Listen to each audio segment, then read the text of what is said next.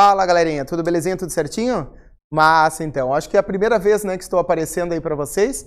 Nem sei se está cabendo tudo na tela, né, pelo tamanho que eu fiquei nessa quarentena, mas espero aí agora poder, né, mostrar essa carinha feia para vocês. Ó, nós vamos fazer a aula 22, que é nada mais, nada menos do que a continuidade do sistema endócrino, perfeito?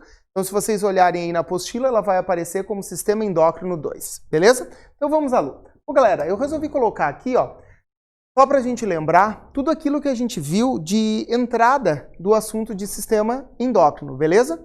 Lembrando, né, que a gente tem uma glândula chamada de estrutura responsável por produção de hormônios.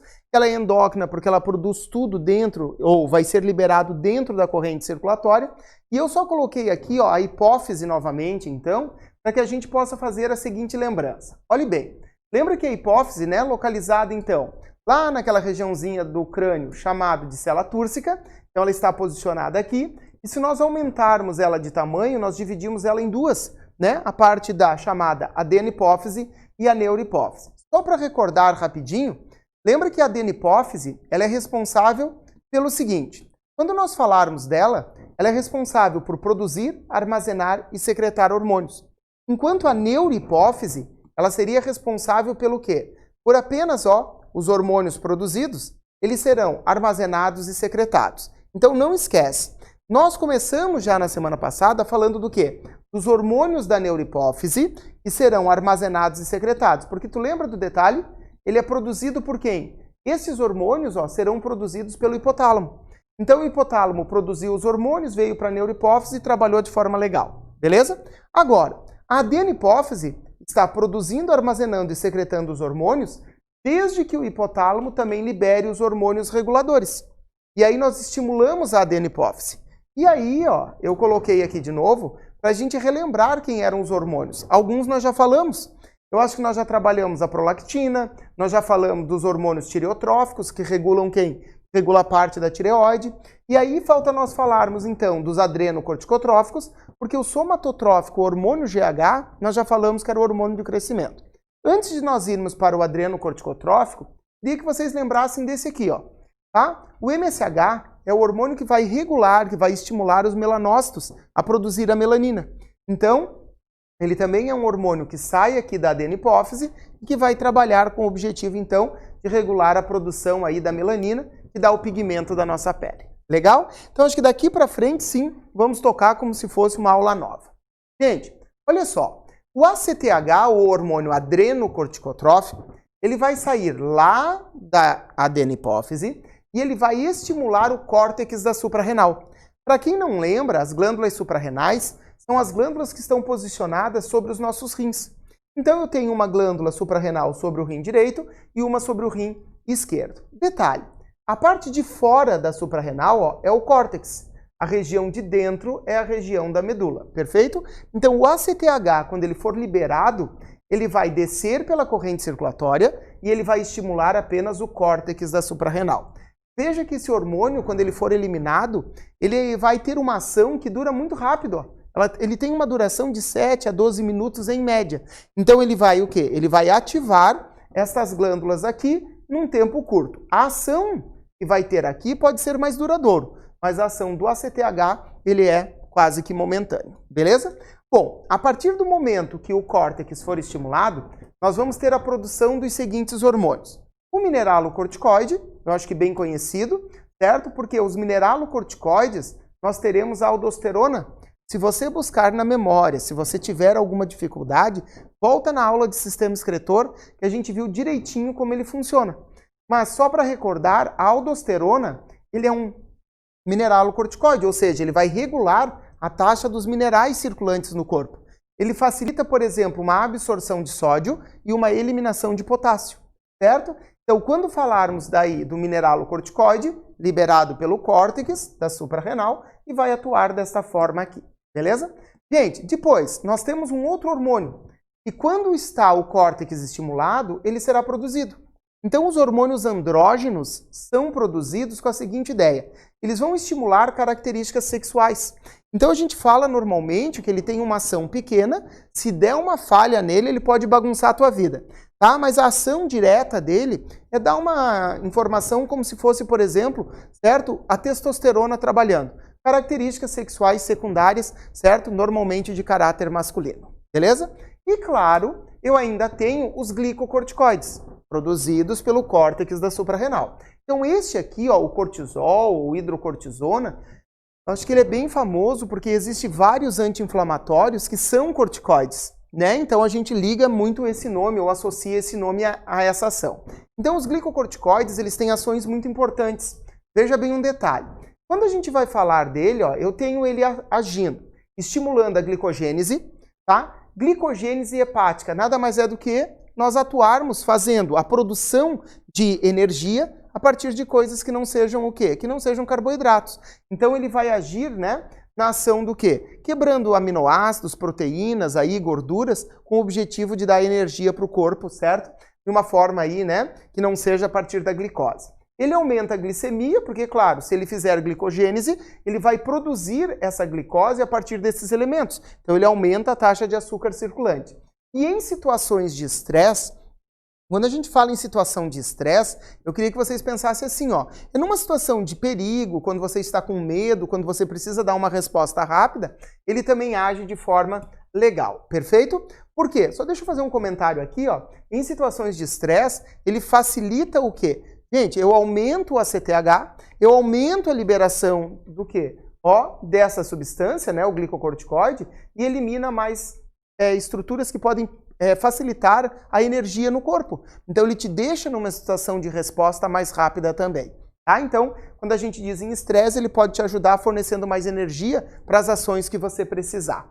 E age como um anti-inflamatório, então realmente excelente, pode ter aí alguns efeitos colaterais, não se recomenda usar ele por longos períodos, né? Normalmente o pessoal toma aí doses de 5 dias, claro que sempre sobre a recomendação de um médico, beleza? Então, veja, só para a gente ter a certeza de que deu tudo certo. O ACTH foi eliminado pela adenipófise, caiu no córtex da suprarrenal e estimulou. Ela produziu aldosterona, um mineralocorticoide, os andrógenos para a parte sexual e ainda os glicocorticoides com as ações aí que nós acabamos de citar, ok? Quero fazer um comentário dizendo o seguinte.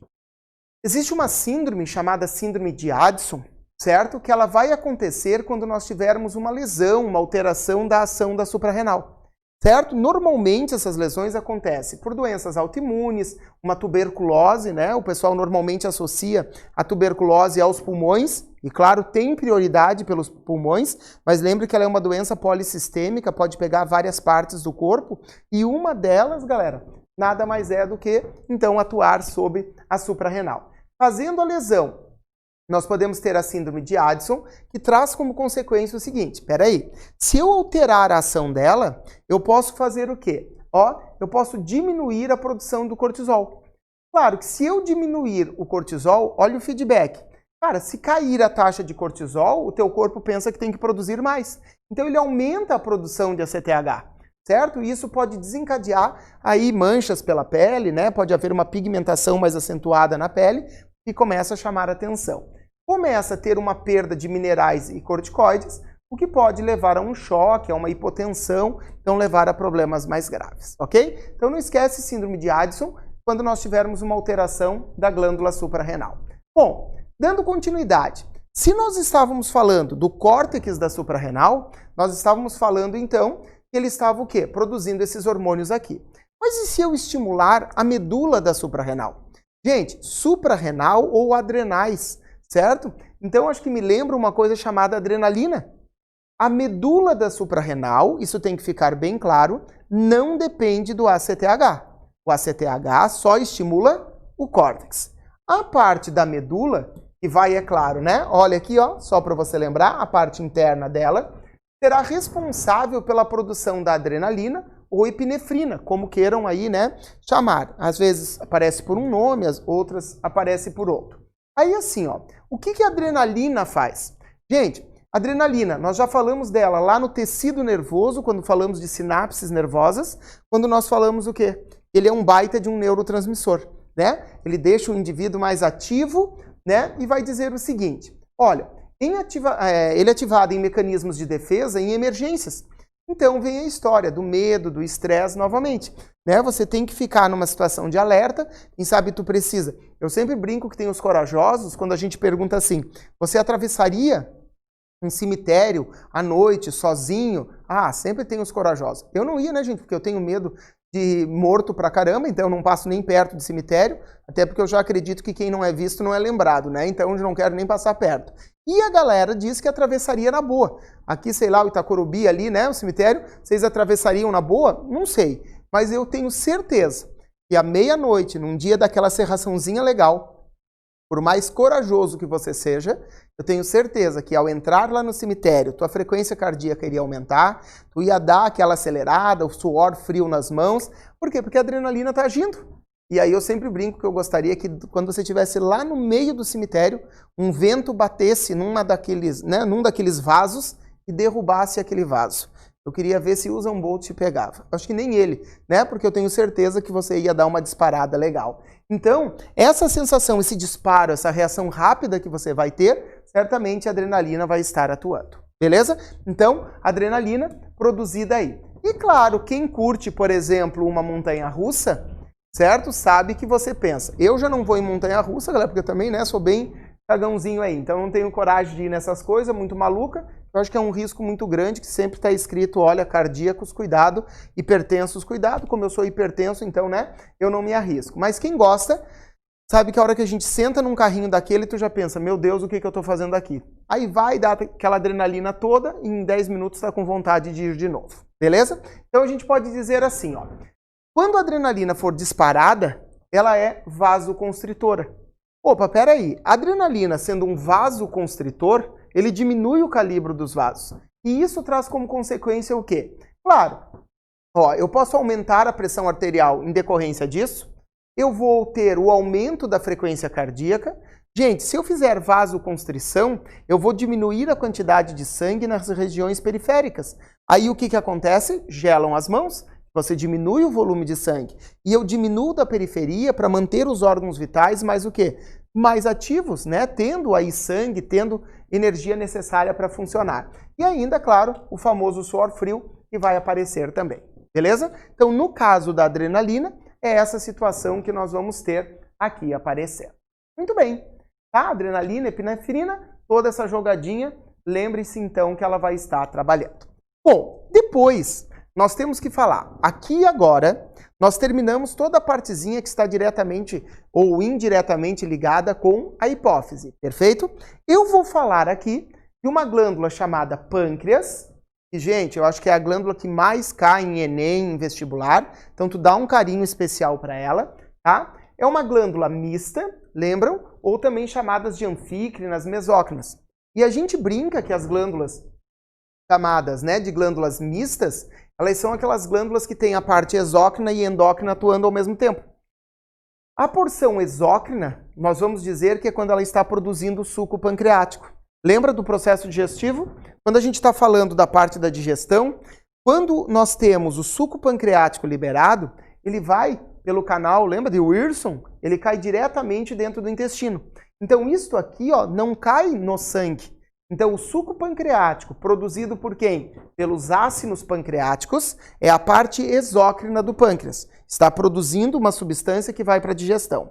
A parte que nos interessa hoje é a parte o quê? É a parte endócrina. É aquilo que vai cair no sangue e vai atuar. Então, gente, de quem que nós devemos lembrar? Ó, nós devemos lembrar que existem as células alfas e as células betas que estão atuando aqui, ó. Estão atuando numa região chamada do quê? De ilhotas de Langerhans. Então, o que eu preciso? Parte endócrina, as ilhotas de Langerhans, tá? Já coloquei ela posicionada aqui, com a ideia do seguinte. As células alfas vão produzir uma substância chamada glucagon e a célula beta vai produzir uma substância chamada de insulina. São dois hormônios antagônicos que serão eliminados para regular o quê? A taxa glicêmica, ou seja, a taxa de açúcar no nosso corpo. Olhem aqui um pouquinho. Se nós estivermos falando, como é que funciona o padrão normal? Cara, tu levanta de manhã, bonitinho, show de bola, foi lá, tomou teu cafezinho da manhã, com o que você gosta. Você concorda que durante o processo da digestão, nós vamos começar a produzir glicose, certo? Vamos quebrando os elementos. A glicose vai ser absorvida lá do intestino para a corrente circulatória. Quem precisa da glicose não é o sangue. Quem precisa da glicose que nós vamos ter circulando são as células para garantir o quê? Energia para o seu metabolismo.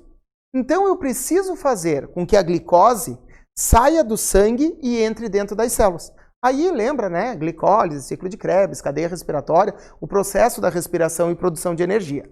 André, então tu está me dizendo o seguinte, que a partir do momento que eu fizer a ingestão do alimento, fizer a digestão, o açúcar que ali está vai ser lançado no sangue. E do sangue ele tem que ir para a célula. Perfeito. Só que para o açúcar ir para dentro da célula, ele precisa de um carreador, vamos chamar assim. Quem é esse carreador? A insulina. Então, toda vez que teu sangue começa a receber açúcar, o teu pâncreas é avisado.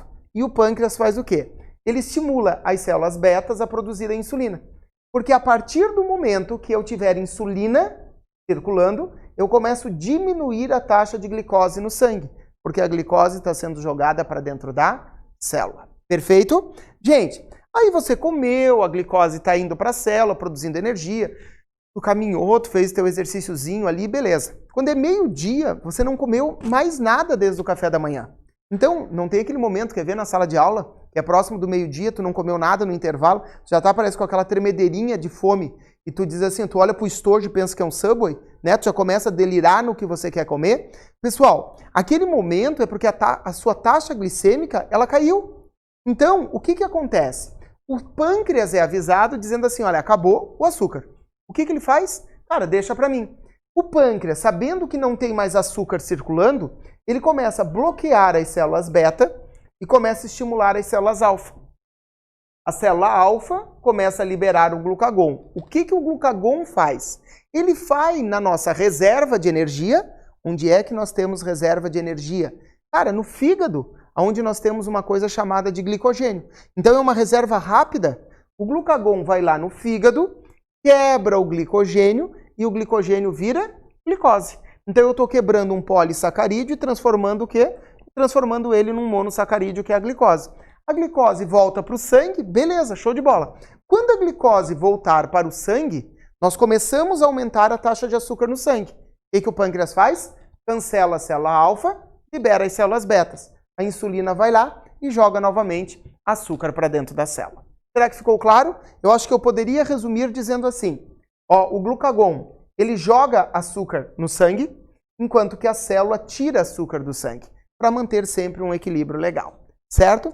Gente, vocês viram que antes nós falamos assim, ó, a produção de glicose a partir de coisas que não sejam carboidratos, que acontecia, né, quando a gente falou lá do corticoide, a gente diz assim, ó, ele quebra proteínas, ele quebra lipídios e transforma em açúcar. Aquilo é glicogênese, certo? Ou gliconeogênese, como queiram chamar. Aqui, ó, quebrar glicogênio e transformar em glicose é a chamada glicogenólise, que é o que o glucagon estimula a fazer. Massa? Bom, a partir do momento que tudo isso funciona legal, teu metabolismo está perfeito. Agora, claro, né? Se nós pensarmos assim, ó, se nós pensarmos que o indivíduo pode deixar de produzir a insulina na quantidade ideal ou não produzir a insulina, nós passamos a desenvolver uma doença muito perigosa chamada diabetes mellitus. Cuidado para não confundir com a diabetes insípidos, que a gente viu relacionada ao quê? A diminuição da produção de ADH, tá? Lê com carinho aí uma questão que apareça, né, para não fazer confusão. O diabetes, pessoal, ele vai poder ser dividido assim, ó. Nós temos o diabetes tipo 1 e o tipo 2. O tipo 1 tu chama de insulino dependente, é aquele indivíduo que precisa administrar insulina na dosagem recomendada, né, para acertar a taxa de glicose, e o tipo 2 é o não insulino dependente. É um indivíduo que não precisa, na verdade, tomar a insulina, né, diariamente. Então eu digo sempre assim, ó, o tipo 1, ele normalmente se descobre na infância, pré-adolescência, adolescência, tem um histórico familiar, né, onde nós já temos casos aí de diabetes. São indivíduos que deixam de produzir ou não produzem. Um dia do nada estão lá, lindo, maravilhoso, desmaia, vai para o hospital, faz, tá, e acaba descobrindo que é um indivíduo diabético. Vai ter que regular o resto da vida e normalmente tomar insulina, né, aí podendo aumentar ou diminuir as doses de acordo com cada metabolismo.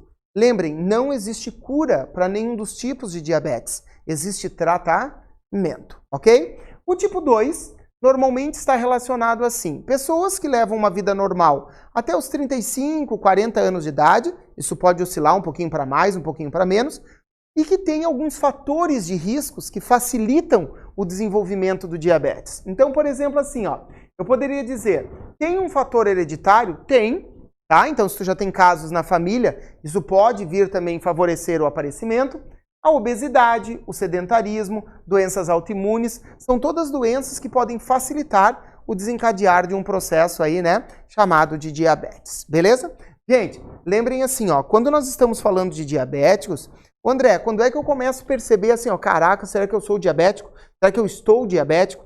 Pessoal, primeiro, a gente vai fazer um exame, certo? Que diz assim, o diabetes, eu vou fazer diferente. Quando você não tem diabetes, você faz lá um exame de sangue, aquele, lembra? Tem que ficar 6, 8, 10, 12 horas em jejum. Vai lá, faz um examezinho de sangue antes de comer. Você deve ter uma taxa não mais do que 90 miligramas, certo? Lá, se você olhar, vai aparecer 99 lá no aparelhinho. Então, se tiver com um limite até 99, tá tudo certo. Beleza? Você está funcionando tranquilo. Se você estiver oscilando entre 100 e 125, bom, vamos avaliar, está num estado de estresse, está nervoso, é época de vestibular, é época do Enem, não sei. O indivíduo pode desencadear, né, essa alteraçãozinha. Temos que monitorar. Acima de 126, né, o indivíduo então está diabético. Mas sempre, gente, não é só fazer isso e dizer, o indivíduo é diabético. Nós temos que ver um conjunto de fatores. Aqui a gente olha muito direto, né? Olha por quê? Porque é uma questão para ensino médio. Então a gente diz assim, ó, olhando isso daqui já dá para dizer, mas te influencia bastante ou te identifica numa questão que viesse a aparecer isso daqui, tá? Na vida real é um pouquinho diferente, tem que avaliar um conjunto de fatores para chegar realmente a esse diagnóstico. Aí tu diz assim, ó, bom, estou com sede acima do normal, nunca tive isso, estou transpirando demais, né? Tô fazendo xixi mais do que é o normal, e tu sabe que tem pessoas que acabam descobrindo que são diabéticos, porque, sei lá, no teu banheiro, no teu vaso sanitário, só você usa praticamente, você começa a ver formigas no vaso. Opa, peraí, cara, tá fazendo um xixi doce? É isso mesmo. A quantidade de glicose vai passar um pouquinho, normal, beleza. Se eu estiver eliminando glicose acima do normal, é porque o meu rim não está conseguindo absorver tudo que deveria. E ele só não absorve tudo que deveria a partir do momento que eu tiver um excesso de glicose no sangue. E eu só tenho excesso de glicose no sangue quando a insulina não está conseguindo fazer o seu papel. Entendido? Então, às vezes, quando encontrar glicose em excesso na urina, pode ser um sinal que você está desenvolvendo diabetes. Legal? Show de bola? Então, tem que tomar cuidado aí. Consequências do diabetes. Gente, eu digo assim, ó, a diabetes é uma doença e a galera que não se cuida, lá no futuro, acaba pagando um preço mais caro. Se o indivíduo fizer um tratamento legal, tomar todo o cuidado, né, possível, leva uma vida mais do que normal. Agora, tem diabético que você oferece um doce, ele diz, não, obrigado, não quero, eu sou diabético, e aí chega em casa, quando se sente sozinho, come uma barra de chocolate. Aí encontrado desmaiado do lado da barra de chocolate. Então, todo diabético, ele é meio danado. E aí, às vezes, paga, né, o preço por isso. Por exemplo, podemos ter dificuldade de cicatrização. Então, se vocês observarem, o indivíduo às vezes faz uma ferida, faz uma lesão e não cicatriza mais, não tem uma atividade, um metabolismo legal. A célula não tem energia para voltar a cicatrizar, às vezes problema, né, na coagulação de sangue, então tem que tomar um cuidado bem grande. E é bem comum esses indivíduos terem que passar por situações, por exemplo, olha, vai necrosando o tecido, tem que amputar um dedo, depois o pé, às vezes a perna, é bem comum de acontecer. E outra situação que poderia aparecer, né, é o quê? É lesão aí nos olhos, né? Então nós podemos ter uma retinopatia, que é bem comum de aparecer, às vezes podendo levar até a cegueira definitiva, em decorrência aí de um diabetes, né, que o indivíduo não teve os devidos cuidados. Pessoal, olha só então, quando nós analisarmos ainda os hormônios, eu quero falar um pouquinho a respeito só dos hormônios sexuais, mas a gente vai dar uma parte mais específica, uma aprofundada maior, quando a gente chegar no ciclo ovulatório, na parte de reprodutor masculino e feminino, a gente se dedica um pouquinho mais a esses hormônios. Mas para não comprometer as questões que vocês têm para fazer agora, eu vou falar um pouquinho de quem? Olhem aqui, ó. Eu vou falar um pouquinho do hormônio FSH. Esse hormônio FSH, que é o hormônio folículo estimulante, gente, ele vai sair lá da adenipófise, vai cair na corrente circulatória e ele vai ter tanto ação nos homens quanto nas mulheres. Só que, claro, coisas distintas. Então, quando ele chegar lá no ovário das meninas, ele vai estimular a liberação de estrogênio, hormônio, é claro, feminino, e estimular o quê? A maturação dos folículos ovarianos. Como as meninas, lembram, nascem com os ovócitos prontinhos, e é depois da menarca, né, a primeira menstruação, que ela começa a ter a ovulação, é ele que vai chegar a cada ciclo e vai dar o start para o quê? Para que aquele folículo amadureça e possa ovular. Então, nas meninas, a função está aqui. Vai nos ovários, estimula a liberação de estrogênio e estimula os folículos ovarianos, então, a serem, né, maturados. Nos meninos, ele é responsável por chegar lá nos testículos e estimular a produção de quem? A produção de espermatozoide. Perfeito? Então vejam que são funções distintas. O outro hormônio que vai aparecer é o hormônio LH, o hormônio luteinizante. E pessoal, o hormônio luteinizante também vai sair da adenopófise e ele vai cair, certo? Na corrente circulatória, fazendo ação nos homens e nas mulheres. Nas meninas, o LH é o responsável por promover a ovulação. Então, quer dizer, o folículo ovariano, certo? Foi estimulado pelo FSH e quando ele estiver maduro, ele vai estourar, ele vai romper, ele vai liberar o óvulo, né? Que está lá dentro, ou o possível futuro óvulo, quando o LH estiver no auge, certo? Um estimula o folículo, o outro faz a ovulação. E nos meninos, nós vamos dizer que o LH vai garantir a produção da testosterona. Vai até os testículos e durante a puberdade, claro, dá o auge para os meninos terem as características sexuais secundárias masculinas desenvolvidas. Ok? Então, acho que é legal saber essas funções. E ó, a partir do momento que todos os hormônios estão regulados, as pessoas, elas são felizes. Gente, um abraço, até a próxima. Valeu!